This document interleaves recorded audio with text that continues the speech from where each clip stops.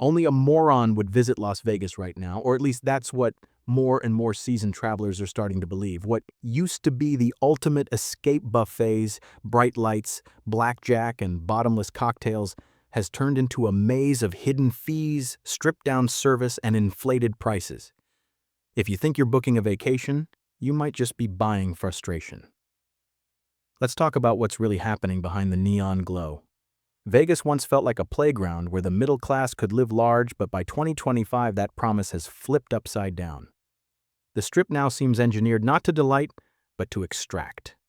It isn't just one annoyance, it's a pattern. Fees stack onto every booking, service has slipped even as prices rise. And the sense of generosity that once defined Sin City has evaporated. Families on Reddit describe paying triple what they expected, retirees complain about being treated like ATMs, and even first-time visitors leave wondering if they've been scammed. These aren't isolated gripes. They're part of a bigger story about a city that lost touch with the very people who kept it alive. And that story can be told through 9 hard truths, each one a piece of the puzzle, explaining why Vegas in 2025 no longer feels worth the trip. Reason number 9 starts exactly where most trips begin, and where the frustration begins too, the bill for your room.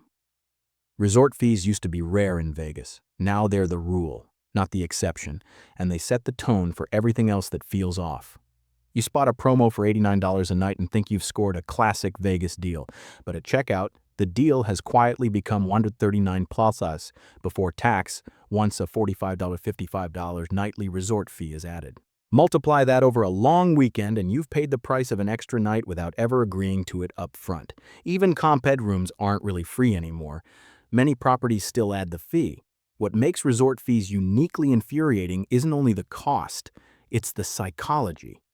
Vegas used to be honest about the trade, cheap rooms and food in exchange for your time on the casino floor.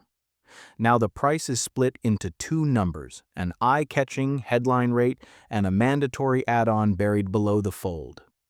The experience shifts from feeling treated to feeling tricked. Guests don't discover value, they discover fine print. Properties justify the fee with a laundry list: high-speed Wi-Fi, fitness center, local calls, boarding pass, printing. But Wi-Fi is standard everywhere else. Most travelers never use the phone, and the gym might be a couple of treadmills in a basement. The kicker?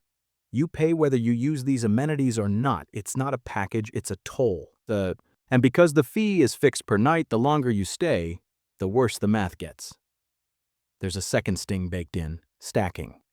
A guest sees $89, expects maybe $100 after tax, and budgets accordingly. But add a $45, $55 resort fee, then tax on top of that, and the total can jump 60 to 90% beyond the advertised rate before you've paid for parking, early check-in, or a drink. Families feel it most. A 2-night budget booking plus fees can wipe out the money they planned for shows or meals, turning the whole trip into damage control. Frontline workers are left to absorb the anger. Clerks brace for "why is my bill higher" conversations. Housekeepers see tips vanish because the checkout number caused sticker shock. Dealers meet players who arrive already irritated, less likely to play freely because the hotel bill burned their bankroll. A charge meant to pad margins ends up poisoning the mood on the floor. The fee also erodes loyalty. Old-school Vegas guest people who built rituals around 1 or 2 favorite properties now feel nickel and dimed by those same brands. Some migrate to off-strip hotels and locals casinos. Others try Laughlin, Reno, or tribal properties where the advertised price is the real price. Even first-timers, the lifeblood of tomorrow's Vegas, leave with a bad first impression. If they hid this, what else are they hiding? And here's the deeper damage. Resort fees don't just raise the cost, they rewrite the contract. Vegas used to promise, "we'll make you feel like a high roller for less." Resort fees say, "we'll charge high roller prices for less." That subtle inversion changes how everything feels. Every encounter, every line, every drink. The city that once made ordinary people feel extraordinary now makes ordinary purchases feel extraordinary in the worst way. Could Vegas unwind this? Maybe.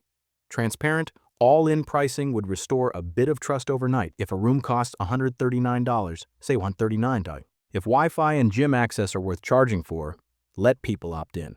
But until that happens, resort fees remain the clearest symbol of why Vegas feels wrong in 2025. They're the first small betrayal that colors the rest of the trip. The moment guests stop saying, "What a deal," and start asking, "What else are they not telling me?" In a town built on showmanship, nothing kills the magic faster than realizing the best tricks are happening on your bill. Reason number 8 strikes at one of the most iconic perks Vegas used to offer: the free drink while you gamble. For decades, this was part of the unspoken contract. Sit at a slot machine, play a few hands of blackjack, and a cocktail waitress would appear with a smile and a tray. You didn't need to be rich. The drink was the city's way of saying, "Thanks for being here." It made people feel welcome, even spoiled. But by 2025, that ritual is broken. Drinks are no longer truly free. They're conditional, rationed, and often watered down. Casinos have quietly introduced minimum play per minute requirements. If you're not wagering enough, service slows to a crawl or never comes at all. Some properties even use machines with light-up service buttons that only activate after you've bet a certain amount.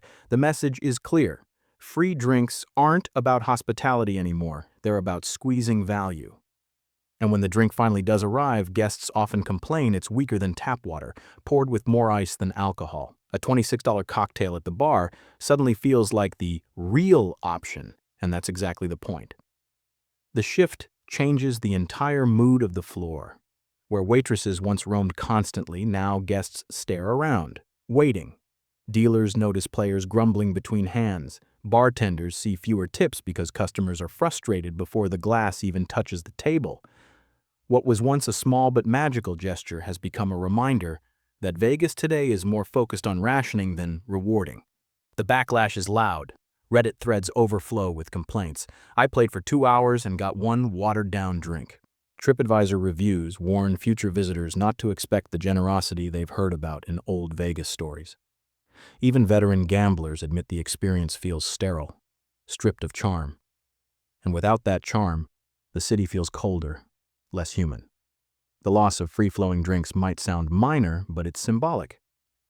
Vegas was built on the illusion that everyone, rich or poor, was treated like a VIP. A free cocktail was never really free. It was part of a show, part of what made the Strip sparkle.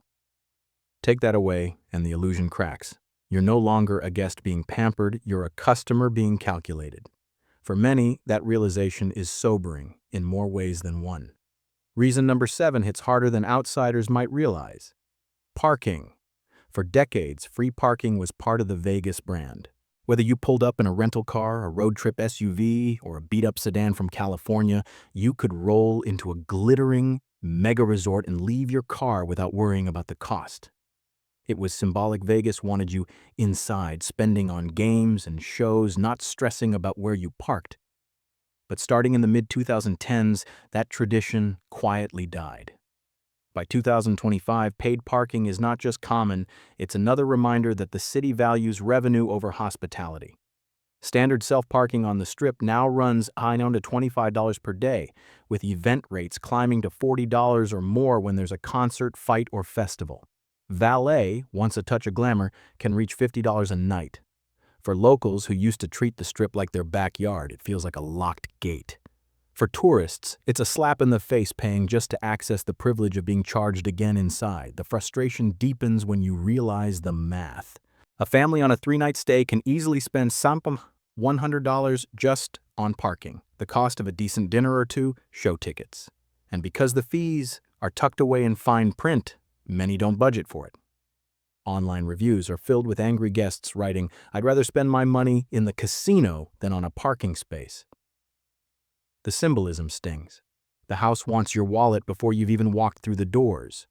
Workers feel the consequences, too. Valets, once tipped generously, now see smaller gratuities as guests resent paying both the fee and the tip. Casino staff note that local visitors who used to drop by for a few hours of play come less often, deterred by the parking charge. Even dealers talk about emptier weekday floors, blaming barriers that discourage casual visits. There's also the irony: Vegas isn't New York or San Francisco. The desert isn't short on land, parking lots sprawl just behind the neon. Charging $25 to occupy asphalt underlines the sense that every part of the trip is monetized. In a city once defined by over-the-top generosity, it feels petty, even mean-spirited. By 2025, parking fees have become a metaphor that they're not the biggest cost of the trip, but they embody the shift in philosophy. Vegas once opened its arms. Now it charges you to cross the threshold. That small betrayal sets the tone for everything else. If the city nickel and dimes you before you even touch a slot machine, what chance is there that the rest of your stay will feel magical? For many, the answer is clear. They'll park their money elsewhere. Reason number 6 digs into something that money alone can't fix: the steady decline in hotel service. In the glory days, Vegas hotels were famous not just for glitz, but for efficiency. Guests bragged about lightning-fast check-ins, spotless rooms, and staff who made them feel like royalty even at budget rates. By 2025, that reputation is badly tarnished. Complaints about dirty rooms, endless waits, and overworked staff dominate review sites. The Strip's billion-dollar towers still shine on the outside, but inside, cracks are everywhere. The check-in experience sets the tone. Visitors report standing in line for 40 minutes, sometimes over an hour, just to reach the front desk. Automated kiosks meant to speed things up often malfunction, leaving guests frustrated before they've even seen their room. When they finally get their keys, the disappointment often continues. Trash left in bins, hair in showers, and rooms that feel rushed rather than refreshed. For hotels charging $200+ a night plus resort fees, this mismatch between price and service feels insulting. The cause isn't a mystery. Corporate cost-cutting has slashed staffing levels. Housekeepers who once cleaned 14 rooms a day now handle 20 or more, leaving little time for detail. Front desk clerks juggle more guests with fewer colleagues. Morale has dropped, turnover has risen, and service has suffered. Even employees admit online that they feel squeezed, stuck between unrealistic demands from management and growing hostility from guests. The fallout is felt everywhere. Bartenders explain that drink service slows not because they don't care, but because fewer of them are scheduled per shift. Valets say lines stretch longer because staffing doesn't match the number of cars. Guests notice the difference instantly. Where Vegas once felt seamless, now it feels strained. And strain isn't why people travel thousands of miles to the desert. Social media magnifies the damage. TikToks of filthy rooms and chaotic lobbies go viral, undercutting the glossy ads casinos still pump out. On TripAdvisor, negative reviews pile up with photos to prove it. "I paid luxury prices for Motel 6 service," one guest wrote. Another called their stay the most expensive disappointment of my life. Yes, these aren't just gripes. They're warnings to future travelers, and they're steering people elsewhere. By 2025, the message is clear. Service, once the Strip's secret weapon, is now its Achilles heel. Vegas used to forgive its flaws with over-the-top hospitality. Now flaws are magnified by service that feels indifferent at best, hostile at worst. When guests feel like a burden instead of a priority, the magic evaporates, and no neon sign can distract from the truth that the city's hotels are charging more while giving less. For many, that's the breaking point, the moment they decide their money and their loyalty belong somewhere else. Reason number 5 tackles something visitors notice the moment they hit the Strip. The crowds are back, but the payoff isn't. In 2019, Vegas welcomed 42 million visitors, and the energy was electric. Even if the tables didn't treat you kindly, you could count on quick service, generous comps, and the thrill of being part of the action. By 2025, the Strip feels crowded again, but without the same return. Guests are packed shoulder to shoulder, lines stretch forever, and yet the value has drained away. It's like paying premium prices to stand in a theme park without the rides. Waiting has become the new normal. 40 minutes to check in, 20 minutes for a cocktail, an hour for a table at a mid-tier restaurant.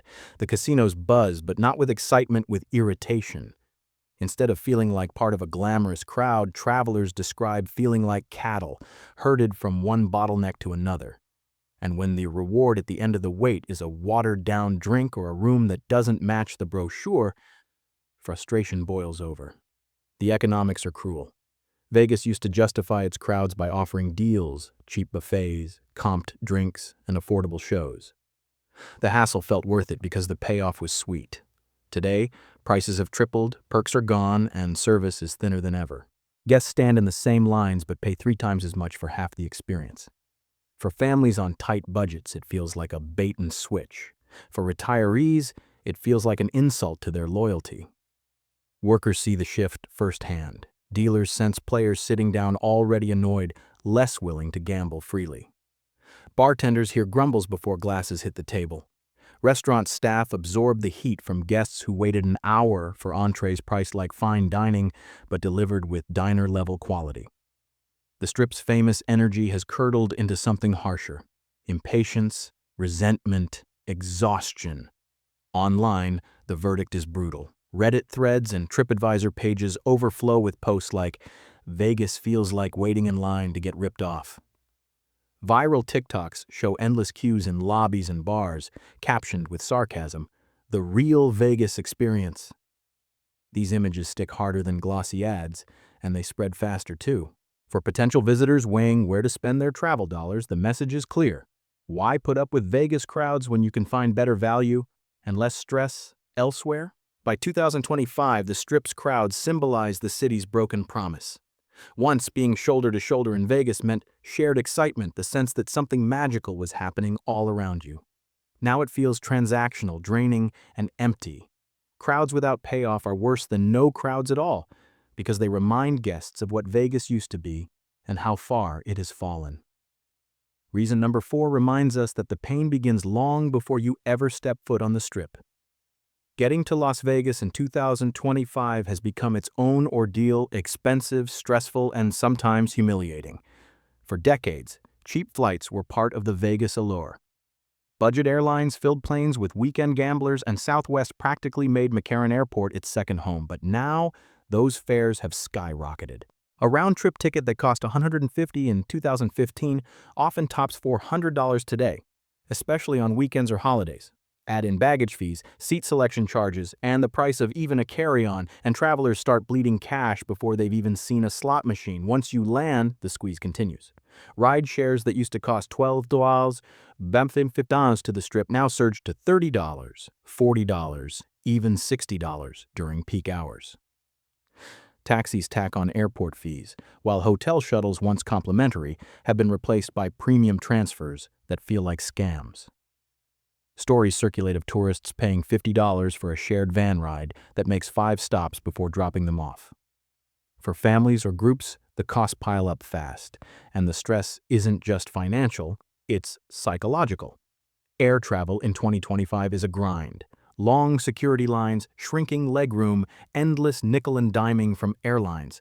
By the time you land, you're tired, annoyed, and already calculating how much lighter your wallet feels. The promise of Vegas used to be that the fun began the moment you booked your trip. Now, the journey feels like a gauntlet, setting a negative tone that the Strip only makes worse. Locals feel it too. Californians once flocked to Vegas for quick, cheap getaways by car. But with gas prices rising and parking fees on the Strip, even driving feels less viable. Weekend road trips that once made sense now add up to hundreds in fuel, parking, and incidentals. Many are simply opting out, staying closer to home or exploring regional casinos instead. Online chatter captures the mood. Reddit threads warn newcomers about death by 1,000 cuts before you even reach your hotel. TikTok clips of crowded airports, endless TSA lines, and surge-priced Ubers go viral, painting the journey as part of the nightmare. TripAdvisor reviews no longer just complain about hotels, they include horror stories about getting to Vegas in the first place. By 2025, travel itself has become a barrier. Vegas used to position itself as an easy escape, accessible to everyone. Now it feels like a privilege reserved for those willing to endure inflated fares, hidden transport costs, and constant hassle. And that loss of accessibility cuts deep. When the road to Sin City feels like punishment, fewer people bother making the trip, and those who do often arrive already soured, primed to see the worst in what comes next. Reason number 3 shows how the Vegas meltdown isn't just felt in casinos and hotels, it's documented, archived, and broadcast worldwide through bad reviews. In the past, a disappointing trip might have ended with a grumble to friends. Today, it ends with a 1-star rant on TripAdvisor, a viral TikTok of a filthy room, or a Reddit thread that explodes with agreement. By 2025, these negative voices aren't just background noise. They've become the loudest part of the Vegas conversation. The themes are strikingly consistent. Guests complain of paying $200+ a night for rooms that look and feel like motels. They share photos of hair in the bathtub, trash left in corners, stains on sheets. Others vent about hidden fees that inflate a $99 booking into a $350 bill. Service is a constant sore spot, slow check-ins, indifferent staff, long waits for everything from drinks to towels. For a city that once sold fantasy, the reality is getting harsher by the day. What makes these reviews especially damaging is the sheer volume. TripAdvisor and Yelp show page after page of 1- and 2-star reviews, many from first-time visitors who say, "Never again." Reddit threads about Vegas now regularly top travel forums, drawing thousands of comments that reinforce the same message. Vegas isn't fun anymore, and it's definitely not worth the money. TikTok adds fuel with short clips that spread faster than any ad campaign, except these ads showcase disappointment, not excitement. The numbers back it up. Surveys show that over 60% of negative feedback for strip hotels mentions hidden fees, while another large share cites dirty rooms and poor service. These aren't nitpicks, they're patterns, repeated across thousands of reviews. And once those patterns sink into public perception, they're nearly impossible to erase. In travel, reputation is currency, and Vegas is burning through it fast. Workers feel the sting too. Front desk clerks talk about guests showing up already armed with screenshots of bad reviews ready for battle. Dealers overhear players comparing notes about the worst hotels. Bartenders admit it's demoralizing to serve customers who've already decided their trip is a mistake. The negativity seeps into the atmosphere, creating a self-fulfilling prophecy where everyone expects disappointment and finds it. By 2025, bad reviews aren't just a symptom of Vegas's problems, they're a cause. They dissuade new visitors, push regulars to alternative destinations, and poison the city's global image. Once, Vegas thrived on word of mouth that spread tales of cheap steak dinners and unforgettable nights. Now, the word of mouth spreads stories of sticker shock, grime, and regret. And unlike the neon lights, those stories don't fade when the sun comes up. They live online forever, a permanent reminder that the world's playground has lost its magic. Reason number 2 digs into the death by 1,000 cuts that defines modern Vegas: the nickel and dime nightmare. It's not just about resort fees or pricey cocktails anymore. Those are big-ticket frustrations. What really grinds people down are the endless little charges that make every step of the trip feel like a shakedown. By 2025, it seems like there's a fee for everything: early check-in, late checkout, printing boarding passes, using the gym, ordering through an app, even gratuities automatically added to your bill. So the illusion of Vegas as a land of freebies has been shattered. Guests describe the experience as exhausting. You think you've budgeted carefully, only to find out your restaurant tab includes a 4% convenience fee. Order a drink by the pool? Expect a 20% service charge, even if you never saw a server. Use a ticket kiosk? Pay a $5 technology fee. Suddenly, nothing feels like part of the package. It's all an add-on. The psychology is devastating. You stop feeling like a guest and start feeling like prey. The scams aren't just about money. They waste time and erode trust. Guests line up at front desks to dispute mystery charges, burning precious vacation hours. Families argue over why their $50 lunch ballooned into $80. First-timers feel duped, and veterans feel betrayed. The overall effect is corrosive. Every new fee reinforces the idea that Vegas no longer values your presence, only your pocket. Workers notice the ripple effects. Bartenders say customers tip less when gratuities are already baked in. Dealers hear players complain that they're broke before they even sit down, their budget eaten alive by fees. Housekeepers often get stiffed on tips because guests feel drained. Morale across the strip drops, not just for visitors but for the staff expected to smooth over the anger. Online, the backlash is merciless. Reddit threads catalog every hidden charge, turning into long lists of warnings for future travelers. TripAdvisor reviews often read less like vacation stories and more like cautionary tales. Beware the fees, they'll bleed you dry. TikTok influencers amplify the pain, showing receipts where a $12 beer turns into $20 after fees. These viral posts sting worse than any ad campaign can heal. By 2025, Vegas feels less like an escape and more like an obstacle course of surcharges. The city once made its mark by offering the illusion of luxury at bargain prices. Now it demands luxury prices for bargain service and then adds fees on top. That inversion kills the fun. People don't mind spending money if the experience feels special, but they resent every penny when it feels extracted through tricks. And when resentment replaces wonder, the spell of Sin City is broken. The number one reason travelers feel Vegas has lost its soul is both practical and symbolic. Cleaning fees that represent how far hospitality has fallen. Once upon a time, daily housekeeping was standard in Las Vegas, part of the fantasy that you were being treated like royalty, no matter what you paid. Fresh towels, made beds, spotless bathrooms. It was automatic, seamless, and part of the magic. But by 2025, that magic is gone. Hotels have quietly shifted to an Airbnb-style model, reduced housekeeping with optional service that comes at an extra charge. Guests now report being asked to pay $25, $50 a night for cleaning, or worse, receiving no cleaning at all unless they specifically request it. The frustration runs deeper than the money. Daily housekeeping was one of those invisible luxuries that made Vegas feel different. You could step out for breakfast and come back to a refreshed room. A small but powerful reminder that you were on vacation, being looked after. Take that away, and the illusion cracks. Travelers describe returning to rooms still littered with towels, trash bins overflowing, and bathrooms untouched for days. Paying $250 a night only to be told housekeeping isn't included feels less like a holiday and more like a hustle. Staff shortages play a role, but corporate policy is the bigger driver. Chains have decided housekeeping is expendable, a way to trim costs while charging guests more. Housekeepers who remain are stretched thin, cleaning 20-plus rooms a day with little time for detail. The result is a cascade of complaints: stained sheets, hair in showers, crumbs on carpets. On TripAdvisor and Reddit, photos of dirty rooms now go viral, clashing hard with the city's glittering image. The impact is devastating for Vegas's identity. Hospitality was the Strip's last line of defense, the thing that kept people coming even as fees rose and perks shrank. Guests might forgive resort fees if service felt extraordinary. They might overlook pricey cocktails if rooms sparkled. But when the basics vanish, clean rooms, daily service, the sense of being cared for, the whole illusion collapses. You can't charge luxury rates for Motel 6 standards without paying the price in reputation.